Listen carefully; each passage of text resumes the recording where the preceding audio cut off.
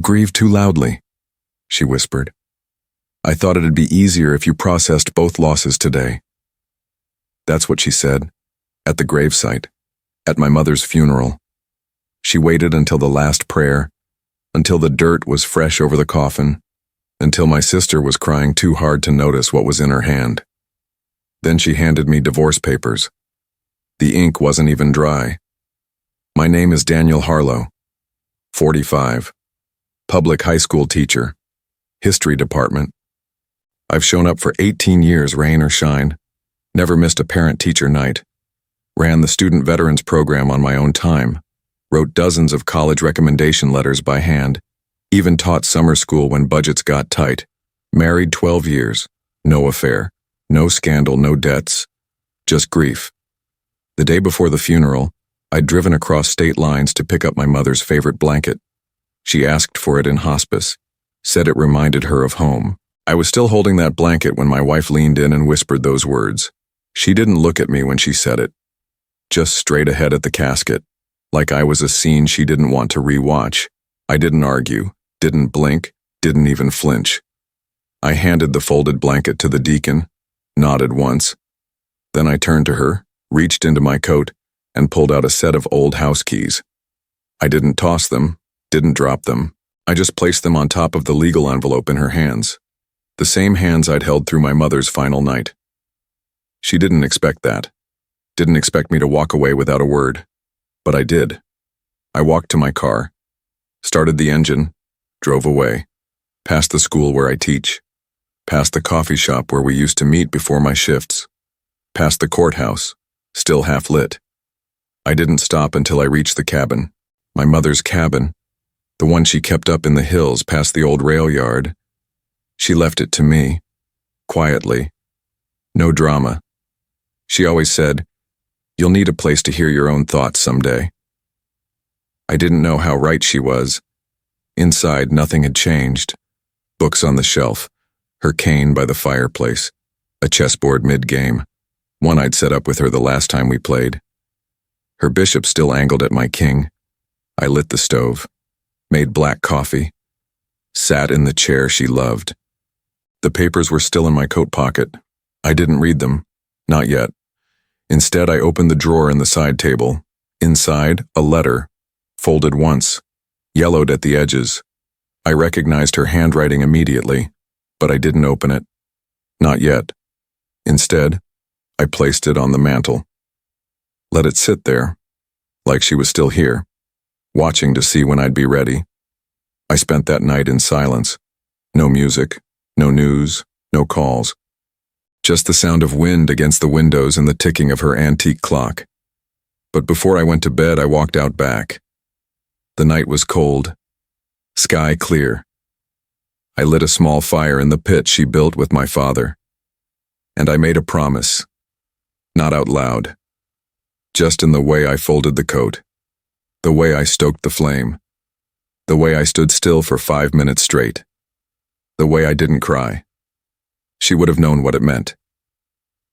The next morning, I woke before sunrise. The divorce papers were still on the table, and beside them, something new. A photo, old, worn, of me, my mother, and someone else. A woman I hadn't seen in over a decade. On the back, a message in her handwriting. "She'll try to wear my face when I'm gone. Don't let her." I stared at that line for a long time. Then I looked up at the letter on the mantel, still unopened, still waiting. But I knew now it wasn't addressed to me, and I knew exactly who needed to read it. My mother never raised her voice, even when life gave her every reason to. She was a librarian, not by training, by instinct. She filed pain the same way she filed books, quietly and in order. We didn't talk often, but we understood each other. I'd stop by on Sundays, help her with the garden, replace a light bulb, pretend she still needed me to carry the groceries upstairs. She'd offer tea, real loose leaf, never rushed, never sweetened. It was our ritual. My ex-wife, Claire, used to sit with us in the beginning, back when pretending was still effortless. But as the years passed, she stopped showing up. "Your mom looks at me like I'm temporary," she once said. I didn't argue, but I never forgot it. One spring, I found my mother folding a towel 3 times over before placing it in a drawer. She looked up and said, "Claire doesn't like silence. She fills it with plans." I laughed. She didn't. "She'll try to wear my face when I'm gone," she added softly. "Don't let her." I didn't know what to say, I just nodded. Claire was rising fast. Corporate strategy, high-profile mergers, travel every other week. I'd cook, clean, keep the house quiet. She said I lacked ambition. I said I liked stillness. She started managing the finances, said she'd optimize our future. My name vanished from a few things. Bills, then titles, then investments. It didn't feel like betrayal, it felt like subtraction. She liked to call it streamlining. Everything had to earn its place, even me. My mother noticed. On our last real afternoon together, she gave me a leather envelope. "Don't open it now," she said. "Open it when the noise gets too loud." I haven't opened it yet. She also gave me a book, an old battered hardcover. Inside was a pressed flower, flat and brown with age. She said nothing about it, just nodded once when I opened it to the page where it lay. I still don't know what kind of flower it was, but I kept the book. Claire hated hospitals. When the cancer returned, she visited once, stayed 15 minutes, didn't ask questions, said, "It's better if she passes at home. Less mess." My mother didn't flinch. Later that week, one of the nurses told me something odd. She kept asking if you got the key. I didn't know what she meant. 2 weeks before the funeral, my mother handed me a silver spoon from a locked drawer. "Your father carved this when he had nothing," she said. "Claire won't understand it." I held it. It was heavier than I expected. "Keep it close," she added. "Not for value, for weight." On the underside, there was an engraving I hadn't noticed before. Tiny letters, H+J, 1964, her initials, and his. The morning of the funeral, I found a note she had tucked inside my jacket pocket. Not addressed, just waiting. It read, "Your piece is not for rent." I ran my thumb over the ink like it might still be wet. Claire's cruelty at the burial wasn't an outburst. It was a script. And I think my mother knew the ending before it was written. Even the way she folded her hands in the casket, it looked rehearsed, like she was still watching. After the burial, Claire asked if I'd be back home that evening. I said, "No." She looked confused. "There's nothing left in that house for me," I added. That night, I stayed in my old childhood room. Everything smelled like liniment and books.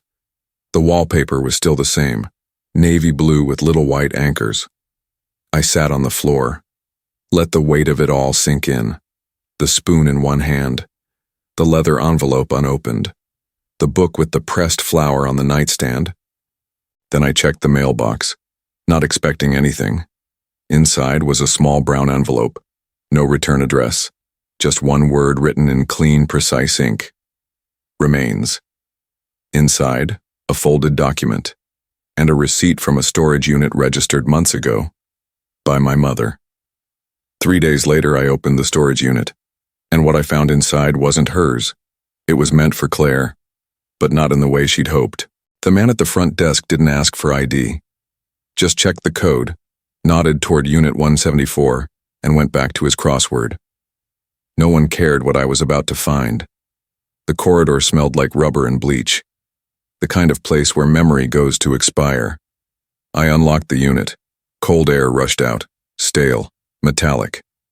7 boxes, neatly stacked, all labeled Claire. It wasn't storage, it was evidence. The first box held photographs, not of us, of her. Claire in hotel lounges, Claire at charity galas, Claire next to men I'd never met, her smile rehearsed to the millimeter. One photo was paperclipped to an itinerary: Zurich, Cape Town, 2 weekends in Bali, dates that didn't match her calendar. Taped to the lid, a note in my mother's handwriting. Nothing real sparkles that much. Second box, emails, printed, annotated.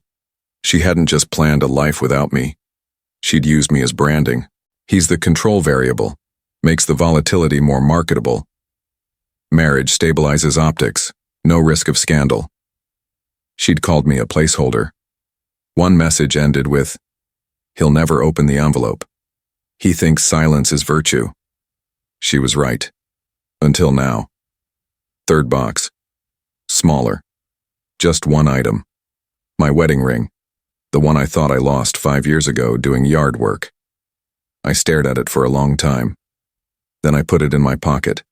I sat on the floor, cardboard against concrete, breath catching against memory. I remembered Claire one Thanksgiving, laughing with my mother over a pie recipe, then cutting the conversation short to answer a work call in French. I didn't know she spoke French. I remembered the silence at dinner that night, my mother's eyes holding something I hadn't learned to read yet. Fourth box, legal documents.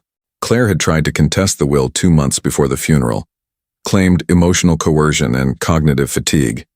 She had filed statements about my mother's unbalanced attachment to legacy assets, stamped across the rejection, lack of standing. In the margins, again my mother's hand. She never listened to what was said in silence. Box 5, camcorder and a tape. Labeled in thick marker, November, the truth. No instructions, just wait. I didn't have a way to play it, but Frank would. I left the unit. Didn't sign out. Didn't say a word. I drove past our old street, slowed down outside the house. The porch light was still on. She always left it on when she needed to look like she was waiting. I didn't stop. Frank didn't ask why. He just took the camcorder and said, "Give me a night, and some decent coffee." Back in my mother's apartment, the scent of rosemary still clung to the curtains. I boiled water, measured the leaves, no sugar, same as she would have done. Then I opened the 6th box, a sealed envelope, red wax, labeled November.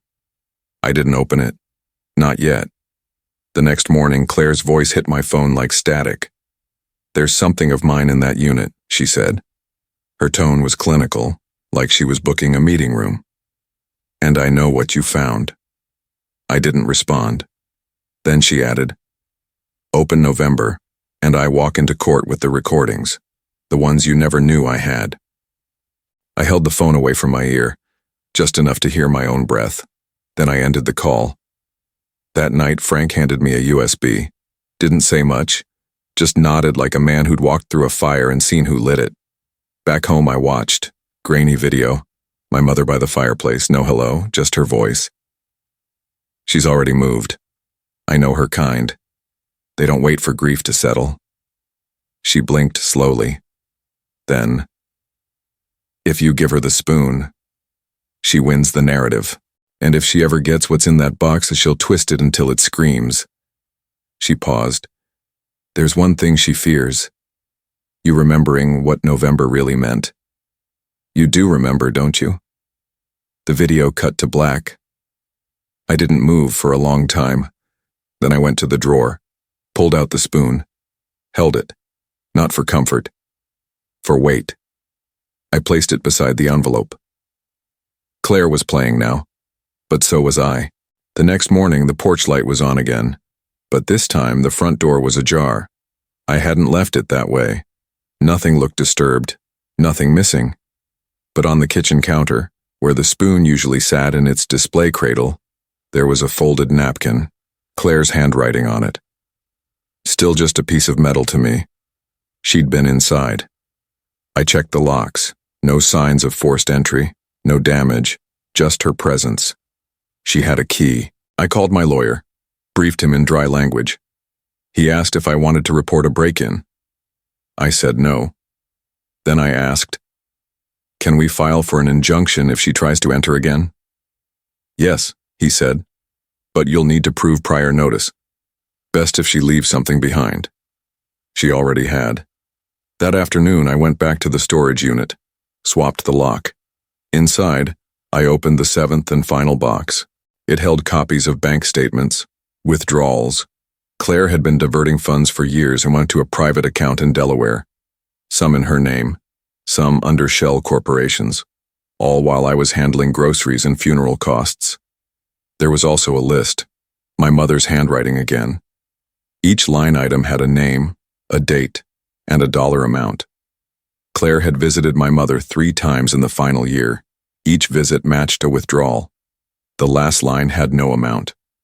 Just, trust isn't a currency. She never learned that. I printed the files, delivered them to my lawyer. Then I went to the county records office. The camcorder footage from the storage unit had referenced November. I filed a request to review my mother's court motions from the previous year. There it was. November 14th, a hearing, closed docket, sealed testimony. I asked the clerk what it meant. She looked up and said, "Means there's something under seal. Could be a statement, could be a deposition, could be a video." Then she added, "But it takes a court order to open it." Back home, I found the spoon back on its cradle. Polished. I hadn't touched it. Claire had come again. That night, I received an email from her attorney. They were seeking full probate access, citing lack of full disclosure from the primary heir. Attached was a motion for expedited hearing and a list of subpoenas. One of them to Frank, my neighbor, the one who had digitized the tape. They wanted to know what he'd seen. I visited Frank the next morning. He was standing on his porch holding a thermos. He handed me a flash drive. "Copy for you," he said. Then he nodded toward his mailbox. "Also left one for my lawyer, just in case." We didn't need to say more. The next day I filed a motion of my own, requesting the sealed documents from November be admitted as part of my defense. The judge set a hearing date. Claire's team objected. They said the November file had no relevance to the estate, but the judge overruled. He wanted to review the material in chambers before allowing it in open court. That was enough. 3 nights before the hearing, I received a letter by courier.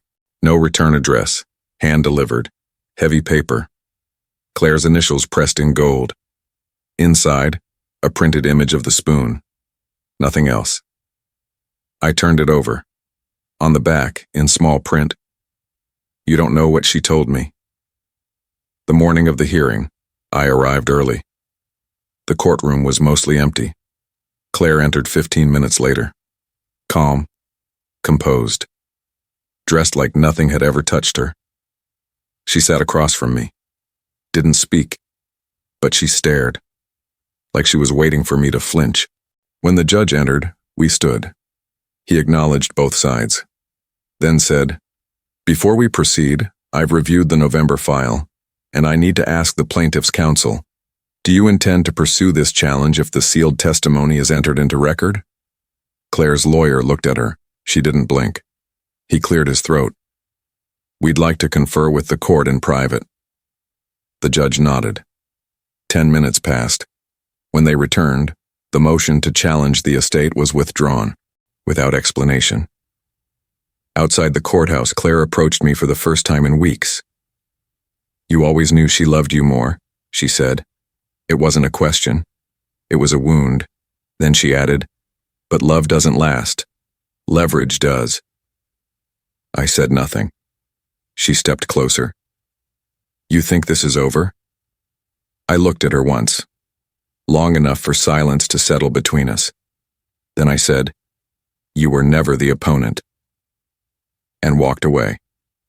That night I opened the envelope marked November. Inside, just one sentence written in my mother's hand. "If she ever comes for what was mine, remind her she never asked what I was protecting." The courthouse lobby smelled like lemon disinfectant and tension. Claire arrived in a white suit, hair pulled tight, smile tighter. Her lawyer, someone new, walked 2 steps behind her, clipboard in hand. I was already seated. No lawyer, just a leather folder on my lap. She sat across the table, didn't look at me. Her voice was smooth. "Let's keep this civil, for both our sakes." I nodded once. The mediator entered. Mid-50s, gray tie, worn eyes. He opened with formality, asked if either party wanted to settle outside arbitration. Claire's lawyer spoke first. My client is willing to waive claims on the house, the liquid assets, and non-essential items, in exchange for full access to any documents or recordings not previously disclosed. I stayed quiet. Claire's gaze flicked toward me. Specifically, anything labeled November. The mediator asked if I had anything to declare. I placed the sealed envelope on the table. Didn't push it forward, didn't open it. Just said, "It stays sealed." They argued for 15 minutes, words like obstruction, intent, implied inheritance. I said nothing. Then Claire leaned in. "You think this makes you look noble? Keeping things locked away?" She was losing her poise. "My lawyer can subpoena storage records. Call Frank. Call your neighbors." I looked at her. "You're welcome to try." She didn't respond. The mediator called for a recess. Outside, in the empty hallway, she followed me. "Your mother hated me," she said, softer now. I turned to face her. "No," I said. "She saw you." She laughed. Dry. "You think this performance wins you something? Sympathy? Legacy?" I stepped closer. "You already lost what mattered." Then I walked away. That night, back in the apartment, I opened the letter inside the envelope marked November. It wasn't addressed to me. It was to Claire. Typed. Precise. "Claire, if you're reading this, it means you've found what you were never meant to seek. You've spent years chasing control, but you never stopped to ask what control costs. There's nothing in here that will serve you. Only reminders. I left you nothing because you never once asked what I kept. M." There was no threat, no bitterness, just finality. I called my lawyer the next morning, told him to accept Claire's proposed terms, house, accounts, heirlooms. He was stunned. "You're surrendering everything?" "No," I said. "I'm choosing silence." 1 week later, I delivered a box to Claire's lawyer's office. Inside, the spoon, the silver heirloom Claire had demanded in arbitration, wrapped in plain cloth, no note, no context. He looked confused. Should I just give it to her? I walked out. The news came quietly. Claire withdrew her case. No statement, no explanation. A week after that, I received a certified letter from the bank. My name had been restored on one account, the one my mother opened when I turned 18. Inside, a transfer. The exact sum I once gave up to keep Claire's startup alive.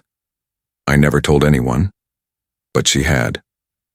That weekend, Frank stopped by with a small wooden box. Said he found it behind the VHS converter cabinet. Inside, another tape, no label, just the word peace scratched faintly on the side. I didn't watch it. I didn't need to. I placed it next to the first tape, then locked both away. 2 days later, I got a letter with no return address. Inside, a photo. Me, Claire, and my mother, from years ago. Claire's smile was perfect, but my mother's eyes weren't on the camera. They were looking at Claire, judging, knowing. The back of the photo had 4 words in my mother's handwriting. She never fooled me. I didn't attend the final hearing. Claire's new attorney called me twice that morning, left a voicemail saying, "You're making a mistake not showing up," but I'd already shown enough. The judge upheld the original will. No further contestation was allowed. Claire walked out with nothing. Nothing legal, at least. What she did leave with was silence, the kind that lingers after you've lost the right to speak.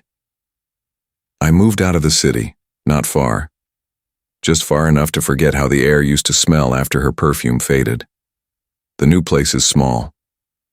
Single story, a porch that faces west, the kind of place where people wave instead of talking. I kept the camcorder, not to watch again, just to remember that some truths deserve quiet. I placed it on a shelf beside my father's spoon. No labels, no explanations. Just wait. Once a week I make tea like she did. Loose leaf, boiling water, a ceramic cup without a handle, no sugar, no rush. The ritual isn't grief anymore. It's gratitude. I got a letter from Frank. Just a photo, really. Claire, sitting alone on a bench downtown, headphones in, same tailored coat, same perfect posture, but different eyes. Empty, like waiting for a stage cue that never comes. He didn't write anything on the back. Didn't need to. The letter from my mother. I never did open November. It's still sealed, still heavy. Some things lose power when spoken. Others gain it in silence.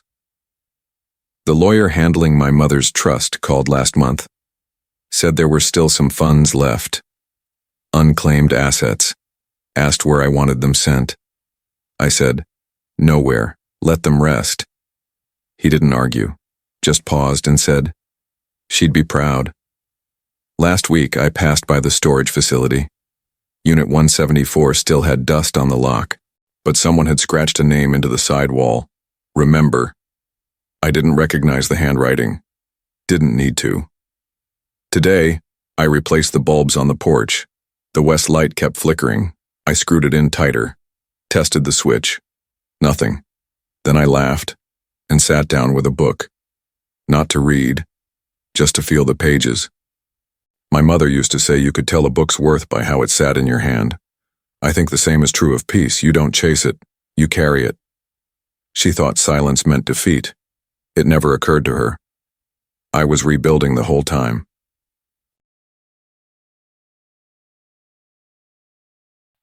The gentleman's revenge isn't loud, but it's always personal. If this felt personal, make it personal.